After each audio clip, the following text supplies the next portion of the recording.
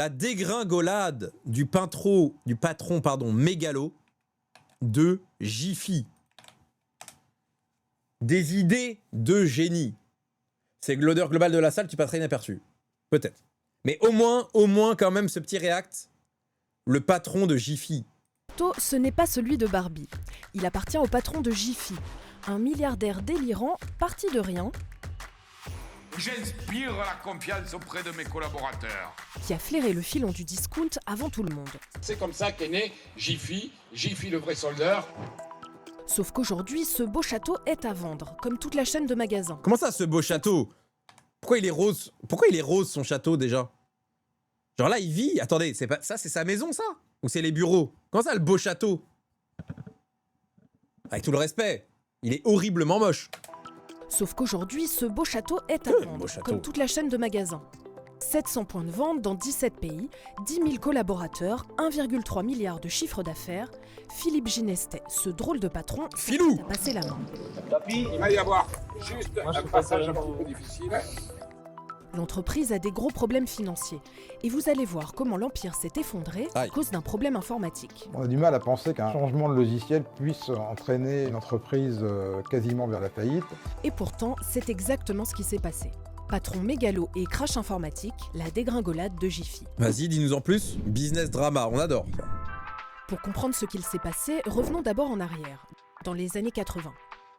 L'histoire de la marque commence à Villeneuve-sur-Lot, dans le sud-ouest. Ok. C'est la petite ville où est né Philippe Ginestet, et c'est là qu'il a ouvert son premier magasin à 27 ans. Il a créé cette entreprise en 1981, il y a déjà maintenant 45 ans. Ça, il est vraiment parti d'un magasin, quoi. Il a créé son magasin et il a créé tout le truc derrière. À une époque où il voulait fonder une famille et avoir une situation stable. Arthur, j'habite à côté, le château est aujourd'hui un hôtel. À la base, il était classé, il a fait coup de pression de délocaliser la boîte pour pouvoir le peindre comme il voulait. C'est qui ce fou? Il avait arrêté l'école au collège pour travailler sur les marchés avec ses parents. Ensuite, il a enchaîné les petits boulots, balayeur, représentant d'aspirateur, avant de lancer sa propre affaire. Le premier magasin Jiffy, J pour Ginestet et Phi pour Philippe, ouvre dans un hangar. Ah putain, je savais même pas que c'était pour ça. J pour Ginestet et Phi pour... Ok. Sortie de la ville. Un bazar à petit prix détaillant des stocks d'invendus issus de surplus ou de faillite. Évidemment, ça marche et le soldeur ouvre vite un deuxième magasin à Agen, puis un troisième, un quatrième, et ça ne va plus s'arrêter. À l'époque, le concept de la solderie, c'est assez nouveau. Les magasins La Foire Fouille se sont déjà lancés sur le créneau, alors pour faire baisser les prix, Ginestet va avoir une idée de génie. Vas-y. J'ai des idées de génie. Aller s'approvisionner directement chez les fournisseurs, comme Leclerc avant lui pour l'alimentaire. Un truc tout bête, c'était de contourner les grossistes. Et notamment Jiffy, ils achètent des choses en Chine. En fait, essentiellement, c'est des produits en plastique fabriqués à bas coût en Chine qui arrivent par container entier. Ok. En 88, l'autodidacte crée sa propre centrale d'achat pour s'approvisionner dans les pays asiatiques. Des gadgets, des ustensiles, des petites décos bon marché, le discounter a trouvé le bon filon et va s'étendre sur tout le territoire, puis en Europe et au Maghreb. En 2013, il possède déjà 400 magasins. 400 magasins, mais c'est dingue. On commence à la visite, Alex, t'es prêt? On rappelle qu'en 1981, la Chine n'est pas encore ouverte. D'accord. Mais donc il a été en Chine avant? C'est ça que tu dis? Justement. Il a réussi à aller en Chine alors que c'était pas ouvert? Et la relève est assurée. L'ouverture de la Chine, c'est 93. Oui, mais alors, est-ce qu'il a fait de la Chine à partir de 93 ou il a fait de la Chine de 80 à 93? Parce que t'as l'air renseigné. J'ai besoin que tu nous donnes des informations. Oui. Bah, le problème, c'est que comme j'ai dit plusieurs trucs, je sais pas à quoi t'as dit oui, mon ami. Il a trouvé des contacts, ok. Merci d'être présent à l'inauguration du 403e magasin Jiffy. Justement, l'esprit de famille dans cette grosse entreprise, on le cultive avec le happy management. Oula. J'ai ma boîte, j'ai ma boîte, j'ai ma boîte, et moi je l'assume.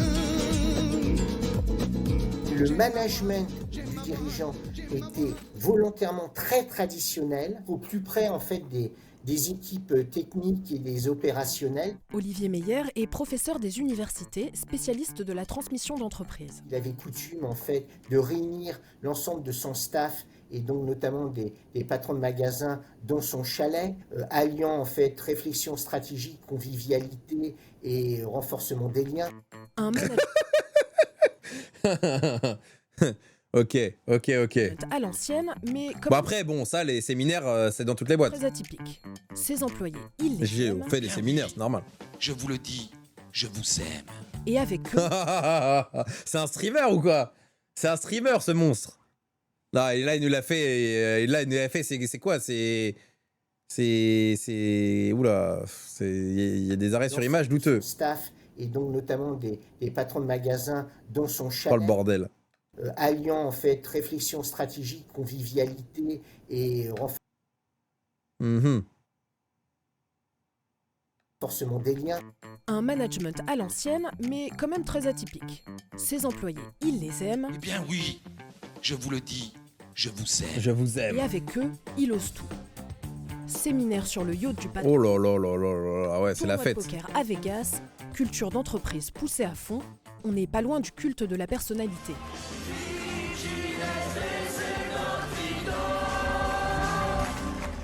Alors attendez.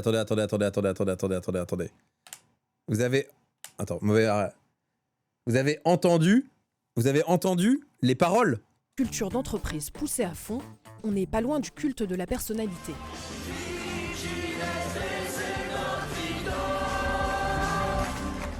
Philippe Ginestet, c'est notre idole. C'était ça la chanson.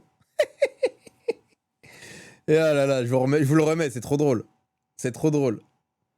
Philippe Ginestet, c'est notre idole. Culture d'entreprise poussée à fond, on n'est pas loin du culte de la personnalité.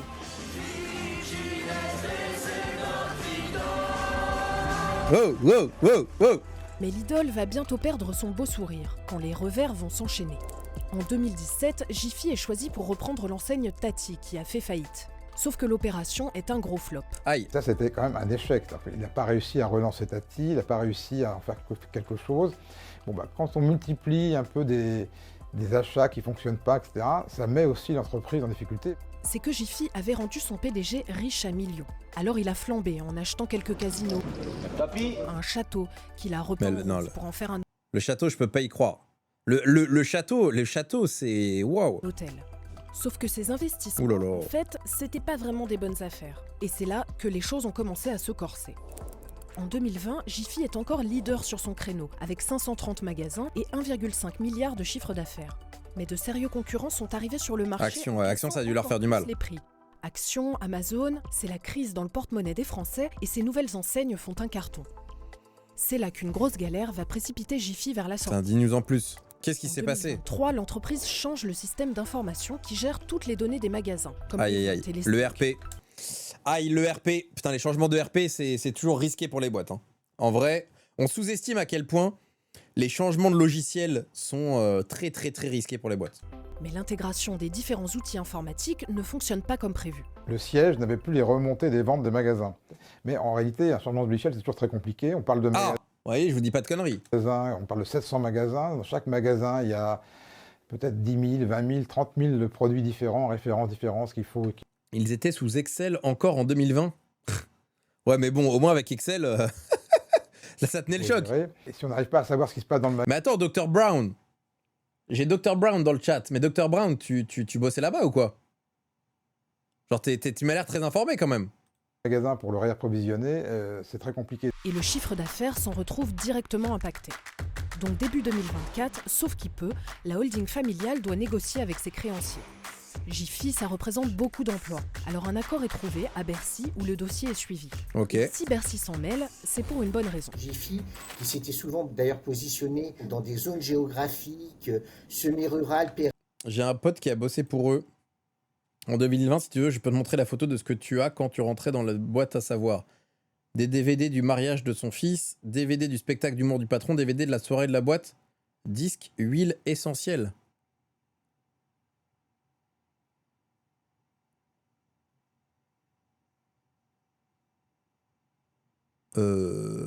Ouais, je veux bien que tu m'envoies ça. Est-ce que tu peux m'envoyer ça? Il y a mon adresse email de streamer. Il y a mon adresse email de streamer. Là, je suis prêt à le recevoir. Tu l'as dans ma description.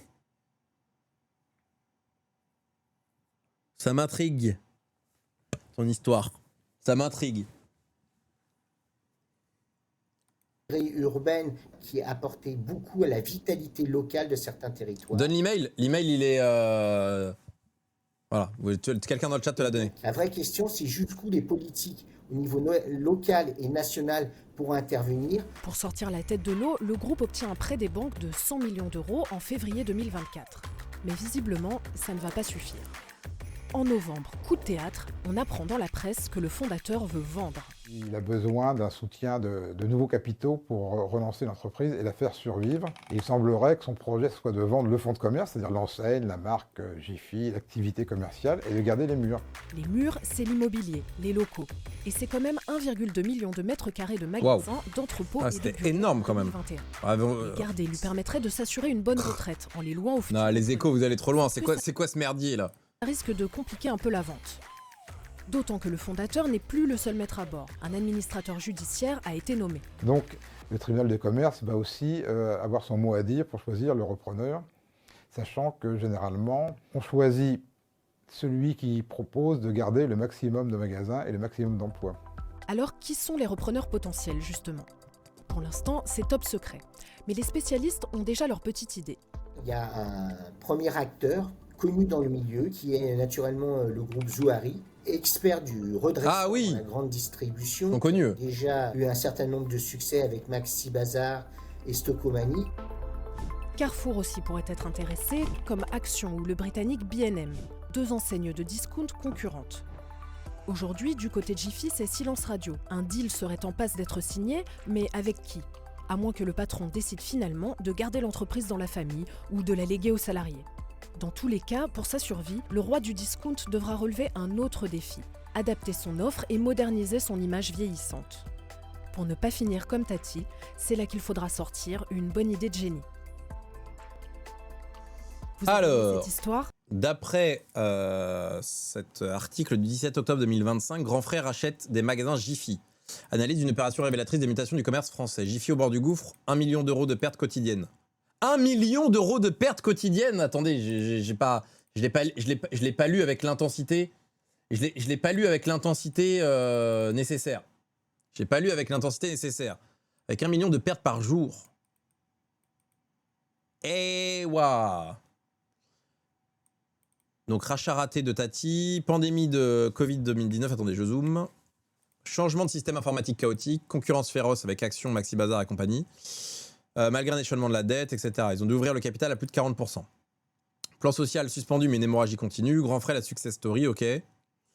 Grand Frais, c'est 4,5 à 5 milliards d'euros de chiffre d'affaires.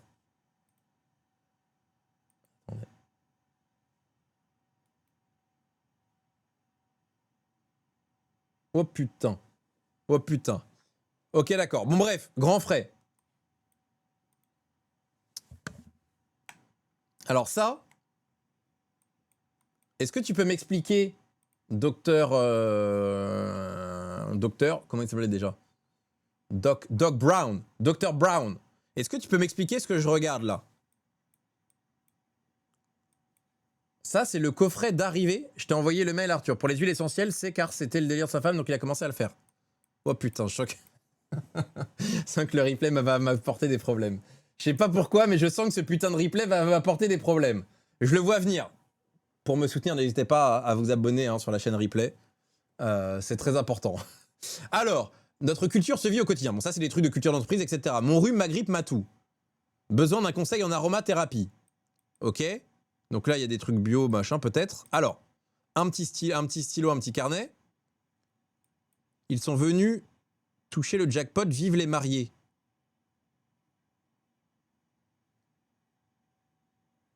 La boîte de comédie présente Tandem avec Philippe Genestet. Cérémonie de Jiffy à But-Talent. 2h30. La vie est une idée de génie. Le livre du patron, j'imagine. Mais pourquoi les DVD, je comprends pas. Genre, les DVD. Ça, c'est dans le coffret de bienvenue. Ça, c'est ce qu'ils ont donné à mon pote quand il est venu dans la boîte. Genre, tu arrives, on te donne ça.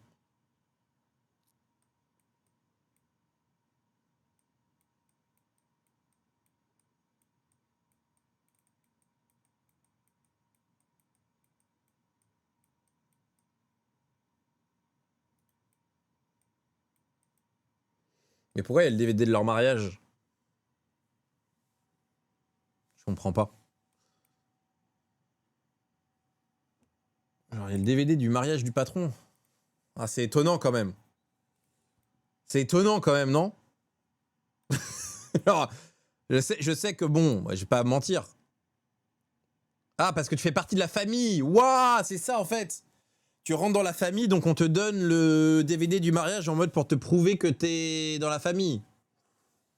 Ah, ok, d'accord. Alors là, c'est spectaculaire.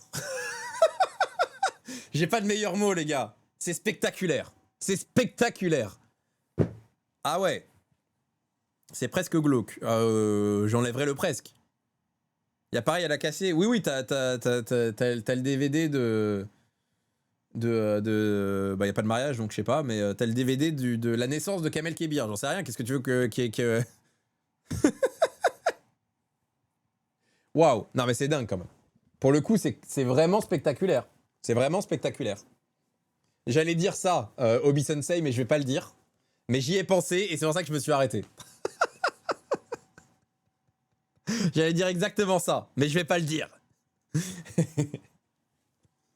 mais voilà.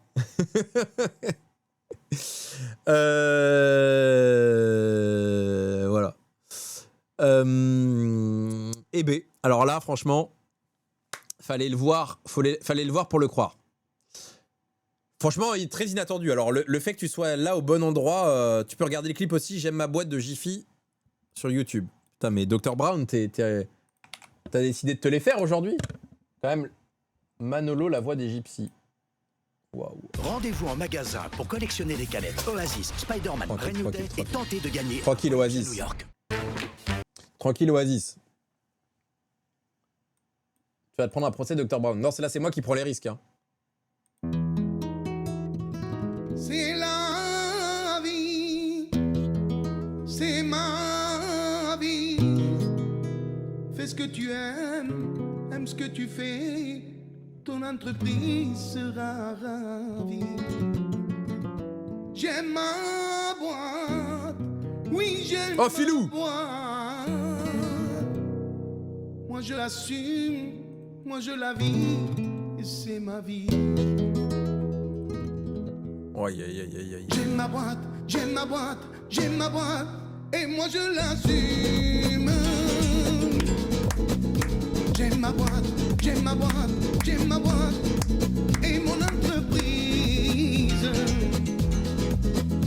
J'aime ma boîte, j'aime ma boîte, c'est exceptionnel. J'aime ma boîte, et moi je l'assume. Attendez, je pense que la fin est spectaculaire. J'aime ma boîte, et moi je l'assume. Oh non, attendez, ça c'est les fournisseurs. Et moi je l'assume.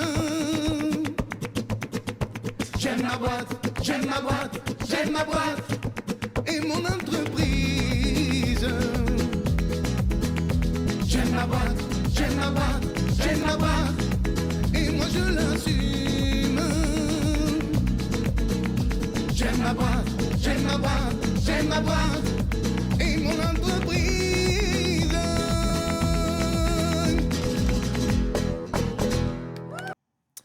C'est notre époque, c'est les ancêtres du happiness management. C'est les ancêtres du happiness management. C'est les... Non, c'est bon les gars, c'est bon. D'un point de vue plus business, mais Dr Brown il veut pas lâcher. En fait, il m'envoie des photos exclusives, il me dit tiens regarde le clip, et pendant ce temps-là, il me fait un pavé pour m'expliquer les trucs d'un point de vue business. Mais qui est ce monstre? Genre, il est venu en finir avec Jiffy.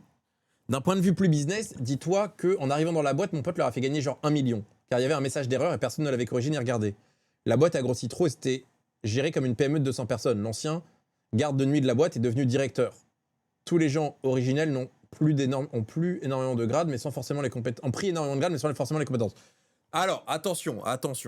Ce qui est dit, c'est un point de vue qui n'est pas le mien. Parce que je sais comment ces histoires finissent. Je lis un message Je ne dis pas que c'est ce que je pense à titre personnel, je n'en sais rien. Je fais confiance à Philippe Ginestet. Je fais confiance à Philippe Ginestet, entrepreneur de référence, propriétaire d'un château. Et pas de n'importe quel château. Un château peint en rose. Je respecte. Je respecte. Je ne sais pas ce qui est dit. Je pense que Dr Brown ne parle que des trucs négatifs et qu'il y avait plein de positifs également.